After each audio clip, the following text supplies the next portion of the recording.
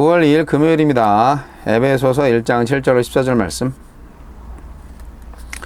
우리는 그리스도 안에서 그의 은혜의 풍성함을 따라 그의 피로 말미암아 속량 곧 죄사함을 받았느니라.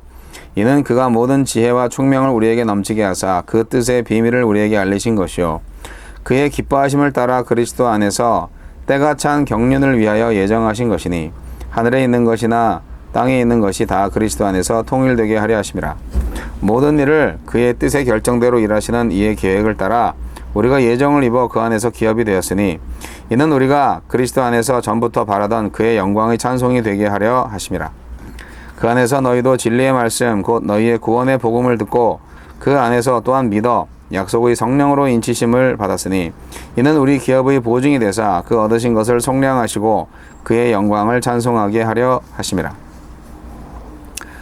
만물을 통일하실 계획. 성부 하나님의 영광스러운 계획은 그리스도를 통해 성취되고 성령은 그 완성을 위한 보증이 되십니다. 목표가 있는 계획이고 차별이 없는 계획입니다. 하나님은 어떤 분입니까? 흠 많은 우리를 구원하기 위해 아들을 내어주며 우리의 죄를 속량하셨습니다. 그 풍성한 은혜가 죄로 죽은 우리를 살렸고 마침내 흠 없는 자녀로 하나님 앞에 서게 할 것입니다. 구원받은 것이 은혜로만 가능했듯이 구원에 합당한 삶을 사는 것도 은혜로만 가능합니다. 성령님은 이미 성취되기 시작한 계획을 알게 하실 뿐만 아니라 그 완성을 위한 보증이 되십니다. 성령의 역사 없이는 십자가의 구속을 믿을 수도 없고 흠 없이 주 앞에 서는 것도 불가능합니다. 이것이 우리가 성령 충만을 늘 구해야 하는 이유입니다. 믿음과 순종과 확신의 자리로 이끄시는 성령님의 인도를 잘 따르고 있습니까? 때가 차면 복주심을 넘어서 만물을 통일하실 것입니다. 구원은 개인적인 차원에 머물지 않습니다. 모든 인류와 만물이 그리스도 안에서 하나가 되고 그리스도의 주권에 온전히 복종하는 하나님 나라를 세우는데 궁극적인 목적이 있습니다. 하나님의 그 거대한 구속사 속에서 나의 구원도 비로소 의미를 찾게 됩니다. 내 묵상과 일상, 기도와 섬김은 이 영광스러운 계획의 일부가 되고 있습니까?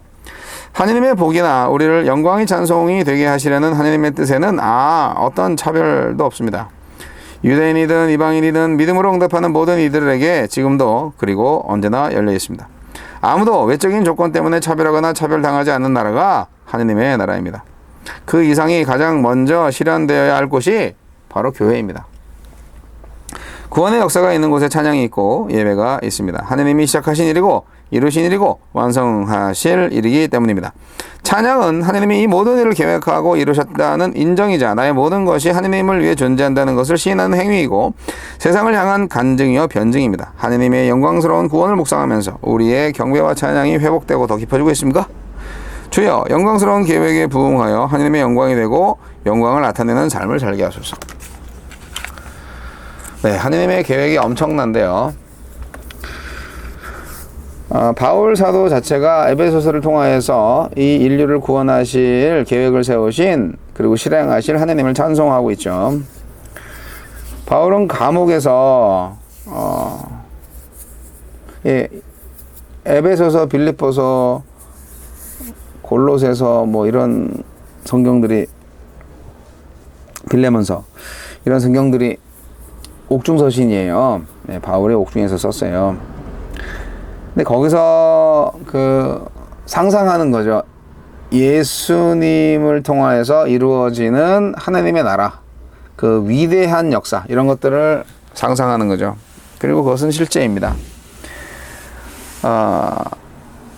사실 우리가 우주적인 교회, 거룩한 교회를 꿈꾸는 것은 그 공간 지각적으로도 좀 필요하다는 생각이 듭니다. 왜냐하면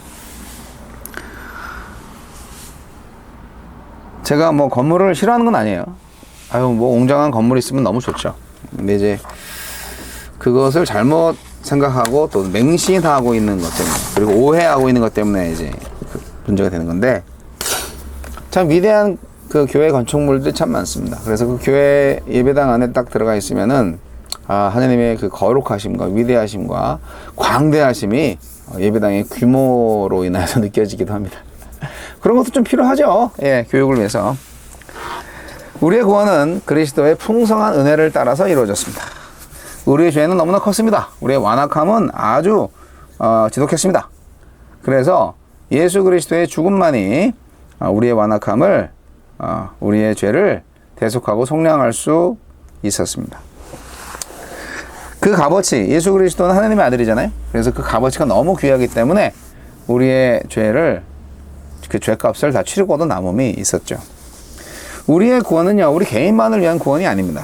구원은 한 새로운 사회로의 진입 사건이에요. 새로운 주권자 아래서 새로운 삶의 방식을 수용하고 그 주권자가 이루실 궁극적인 사회 창조, 즉 하나님의 나라 건설에 참여하는 일이에요. 그게 바로 구원입니다. 나 혼자 뭐 죽어서 천국 가는 거 이게 구원이 아니에요. 유대인과 팔레스틴의 경계를 이제 넘어서서 정말 전 세계로 확대되는 때가 왔잖아요. 구원의 계획이 이루어져야 할 때가 이미 시작되었죠. 우리의 구원과 교회의 일원이 된 것은 바로 그때가 참 경륜을 이루는 구원입니다.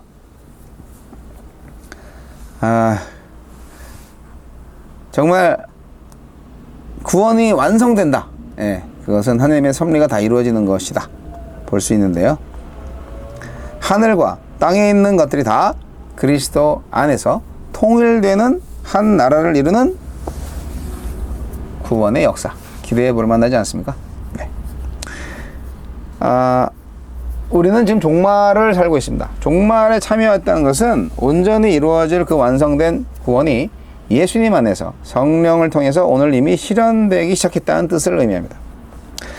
성령은 우리의 완성된 구원의 보증으로 존재하시죠. 성령 안에서 우리는 성령과 더불어서 성령의 조명을 받아서 우리는 살아가고 있어요. 우리는 그렇기 때문에 영원한 생명에 참여할 수 있는 겁니다. 여러분, 구원에 참여한 자들은 할 일이 있어요. 뭘 해야 되죠? 구원받은 자들은 바로 그 구원을 이루실 하느님의 영광을 찬송하는 자로 부름받은 거예요. 그래서 우리는 구원받았기 때문에 찬송을 열심히 하셔야 돼. 우리의 찬송은 이 세상 주권이 주님한테 있음을 인정하는 것이고 세상과 절대 타협 없이 굴복함 없이 진리를 따라서만 살아가겠다는 의지의 표시입니다. 찬송을 열심히 하십시오.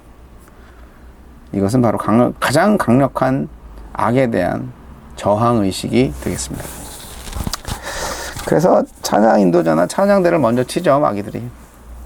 우리의 찬양은 결코 중단될 수 없습니다. 여러분, 찬양하십시오. 마귀가 물러가고 하나님의 나라가 영광을 받습니다.